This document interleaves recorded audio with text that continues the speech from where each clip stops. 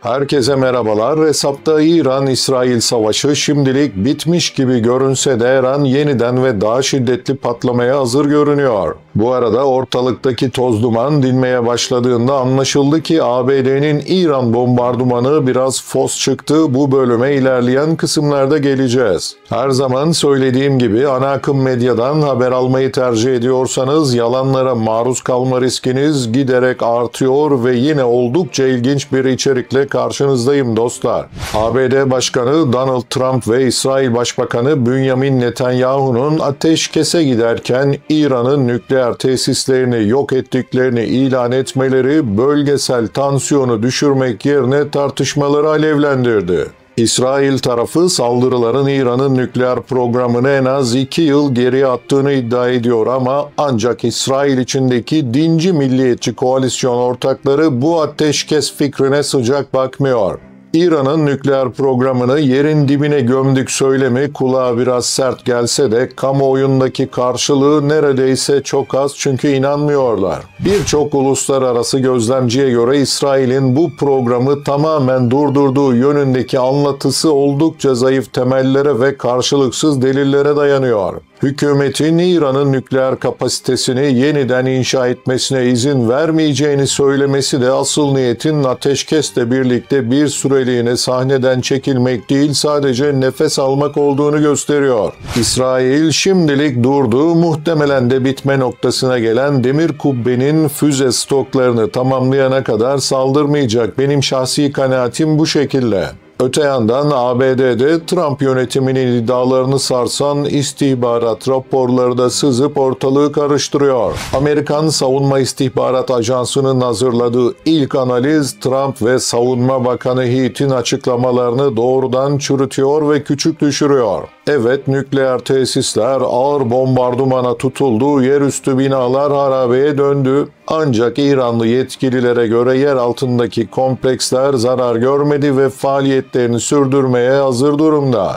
400 kilo zenginleştirilmiş uranyumun Fordo'dan alınıp İsfahan'daki yeraltı ağlarına taşındığı belirtiliyor. Resmi açıklamalarda da taşınan uranyumun yeri belirtilmese de İsfahan çok güçlü bir ihtimal olarak önümüze çıkıyor. Trump'ın yardımcısı kovboy özentisi Vance ise saldırının amacının bu uranyum stokunu kalıcı şekilde etkisiz hale getirmek olduğunu, B-2 bombardıman uçaklarıyla stokun gömüldüğünü ve artık kimsenin buna ulaşamayacağını savunuyor.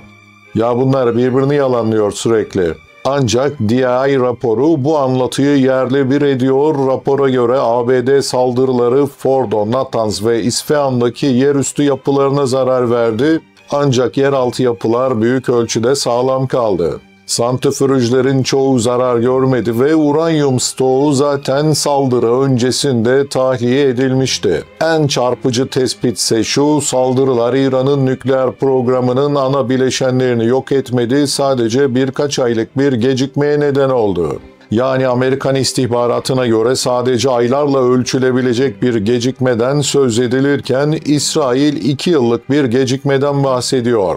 Bu fark iki ülkenin kamuoyuna yönelik propaganda çizgilerini de net bir şekilde ortaya koyuyor. Raporun CNN'e sızdırılması Beyaz Saray'ı öfkelendirdi, Trump'ı delirtti. Sözcü bu sözde değerlendirme tamamıyla yanlıştır. Çok gizli ibaresiyle dolaşan bu belge istihbarat camiasında düşük seviyeli, kimliği belirsiz bir zavallı tarafından medyaya sızdırılmıştır. Bu Trump'ı itibarsızlaştırma girişimidir diyerek hem raporu yayınladı hem de varlığını dolaylı bir şekilde kabul etti.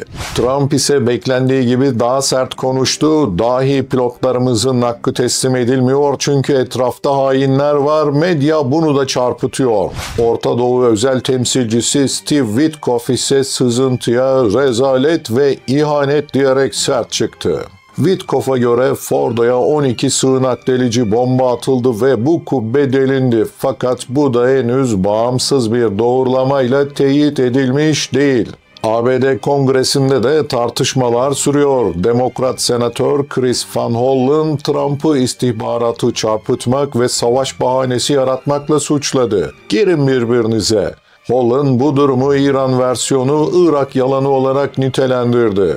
Peki İsrail cephesinde görüntüde ne var ve neler tartışılıyor ve bu işin kazananı kim? İsrail, Axios'a verdiği bilgilerde Natanz'ın üst yapısının tamamen yok edildiğini, yeraltı yapısının da çöktüğünü ileri sürdü. Kime inanacağız? Ama İsrail olmadığı kesin. İsfahan'daki işletme tesisleri tahrip edildi, tüneller zarar gördü ancak Fordo'nun yeraltı bölümleri hakkında kesin bir bilgi verilmiyor. Yerin 150 metre altındaki tesislere zarar verecek bomba sadece atom bombasıdır. Zenginleştirilmiş uranyumun ise enkazın altında gömülü olduğu savunuluyor. Tüm bu anlatılar İsrail'in saldırıyı nihai darbe olarak sunma çabasını gösteriyor ancak gerçek tablo hala flu.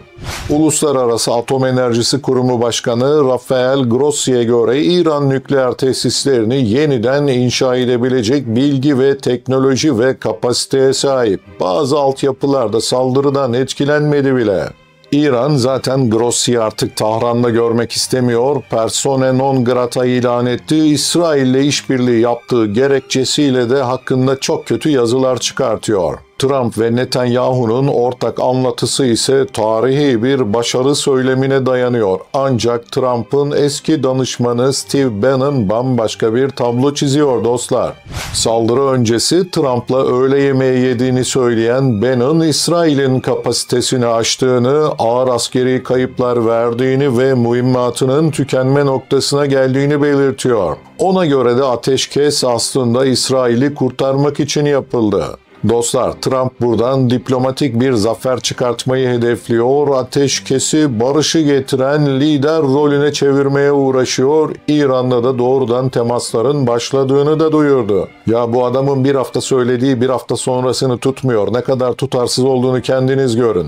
Trump'ın özel temsilcisi Witkoff, Fox News'e artık yalnızca aracı ülkelerle değil, doğrudan İran'la konuşuyoruz, uzun vadeli bir barışa ulaşabileceğimize inanıyoruz açıklaması yaptı.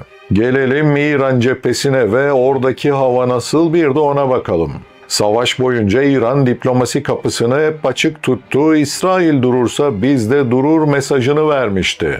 Ateşkesten sonra da Cumhurbaşkanı Pezeşkiyan, Suudi Veliaht Prens'le görüştü ve ABD ile sorunların çözümüne hazır olduklarını belirtti. Katar'daki ABD üssüne yapılan misilleme sonrası bölgesel endişeleri azaltmak için de yoğun bir diplomatik temas yürütülüyor. Bence buna da gerek yok. Zaten herkes alan razı, veren razı modunda.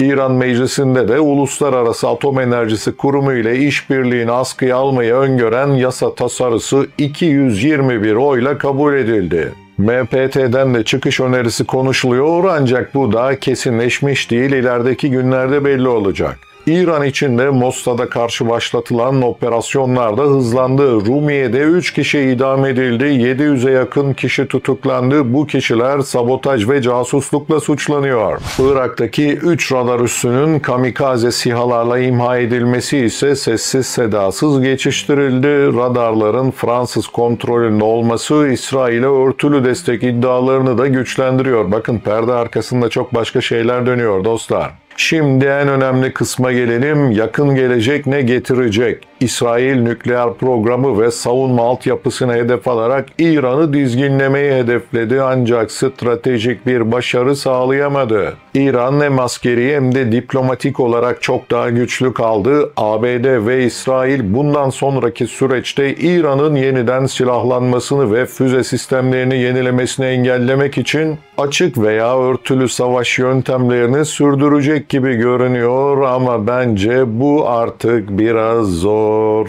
İran ise hava savunması konusunda yeni ortaklar arıyor.